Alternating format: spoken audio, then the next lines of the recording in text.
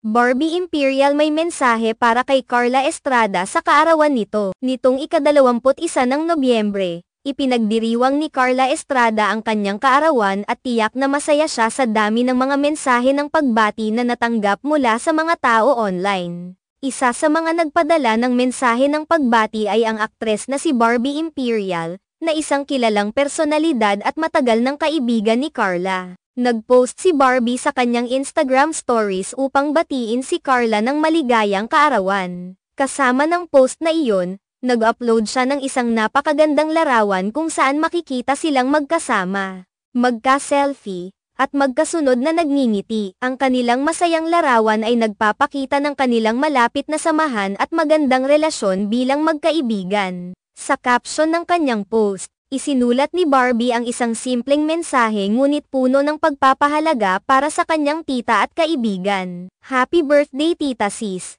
Ang simpleng pagbati ni Barbie kay Carla. Sa kabila ng pagiging abala ni Barbie sa kanyang karera at personal na buhay, hindi niya nakalimutan na magbigay galak sa kaarawan ng kanyang matalik na kaibigan, na si Carla. Si Carla Estrada, kilala sa kanyang pagiging mahusay na ina at aktres, ay isa sa mga iniidolo ng marami. Bukod sa pagiging isang matagumpay na showbiz personality, siya rin ay may malaking impluwensya sa mga tao, lalo na sa mga kababaihan na nagsisilbing inspirasyon sa larangan ng pagiging ina at sa kanyang mga proyekto sa telebisyon. Kaya naman, hindi nakapagtataka na ang kanyang kaarawan ay naging isang espesyal na okasyon hindi lamang para sa kanyang pamilya kundi pati na rin sa mga kaibigan at tagahanga.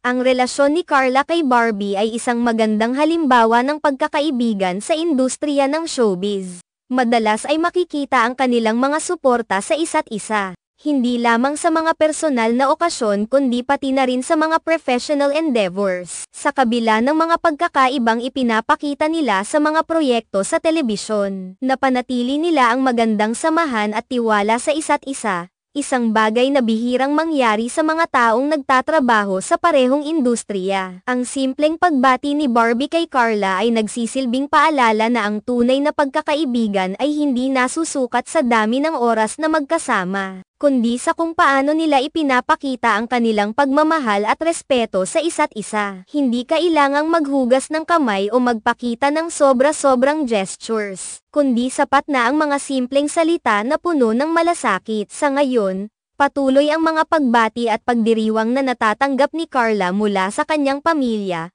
mga kaibigan, at mga tagahanga. Isang araw ng pasasalamat at pagmamahal ang kanyang kaarawan, at tiyak na magiging isang espesyal na alaala ito para kay Carla, na siyang patuloy na nagbibigay ng inspirasyon at kasiyahan sa kanyang mga taga-suporta.